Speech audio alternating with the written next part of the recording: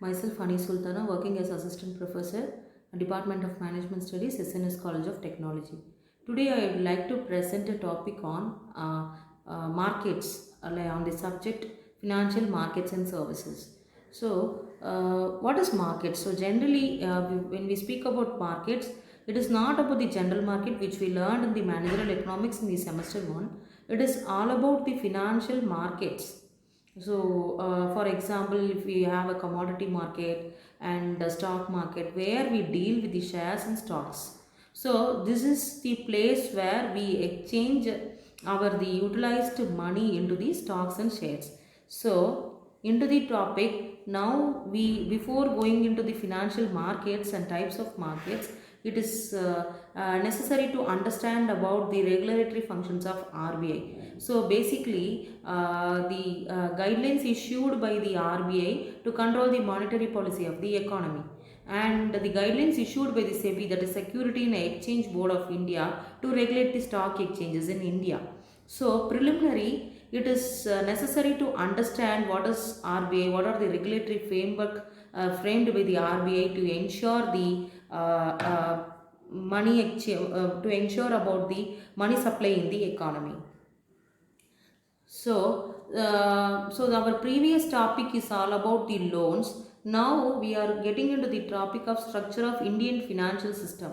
How the Indian financial system is handled and managed, and what are the things to be considered.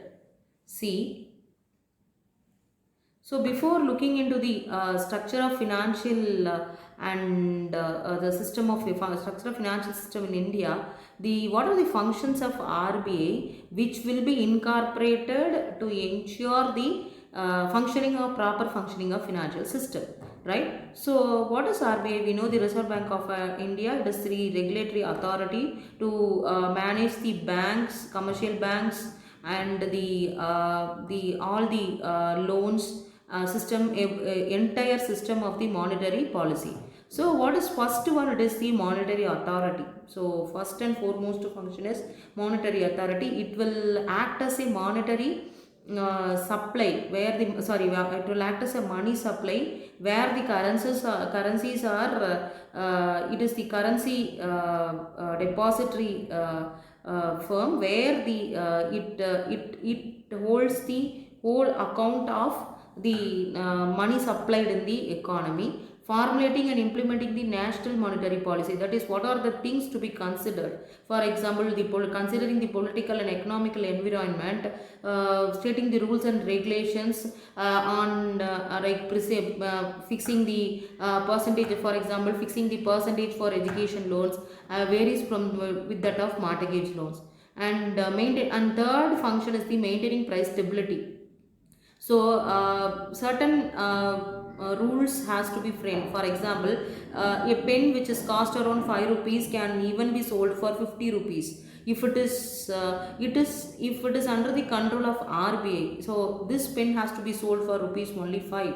So this is the where the entire economy maintains the system where the prices of the product is not varied, and prices of the product is based on the quality and quantity of the product which is consumed. And regulatory and supervisory, as already mentioned, it is the foremost authority to manage and to regulate and supervise. Foreign exchange management, it will also serve as a foreign exchange management where the forex market and the currency derivatives are also exchanged. For example, if a person is traveling from the US where he used to have a dollars which will convert into Indian rupee, only then he can able to buy or retain in the India.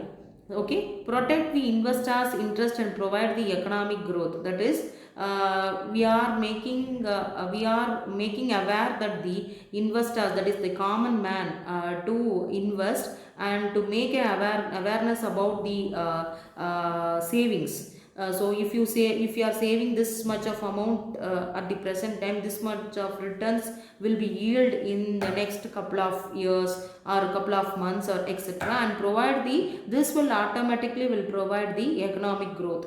How for example, if we are saving, this savings will be promoted as a wealth in the future. So now we are going to see a mini case on financial markets. For example, now we have understand the concept, functions, and how the this RBI is going to function.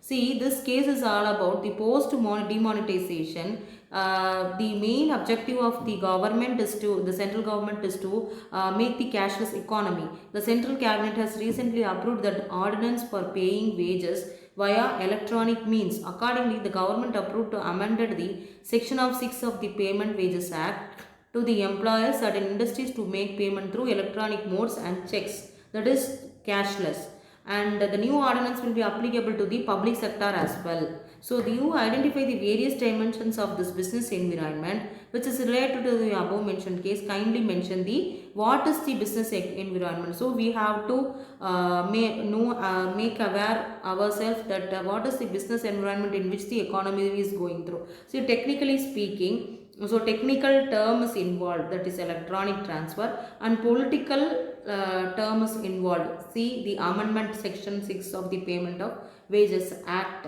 So this is how we need to analyze. This is how we need to understand the case. We have to go through at least 3 times if we read.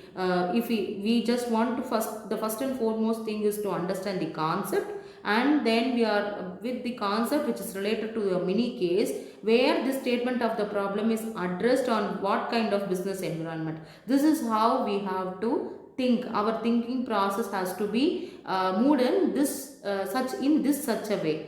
Okay, so now if you look into the solution, see, as we discussed, the political environment is involved, the technical term is involved, and the legal environment. So we are speaking about the amendment section which comes under the legal format, and the Wages Act 1936 which is the political environment. This law has to be passed by the assembly to be implemented by the present ruling party or the present ruling government to the immediate action, that is to the public sector. So this can be implemented by the assembly, where this has to be amendment has to be made by the central government, that is the ruling party. So here the 3 kinds of business environment are involved.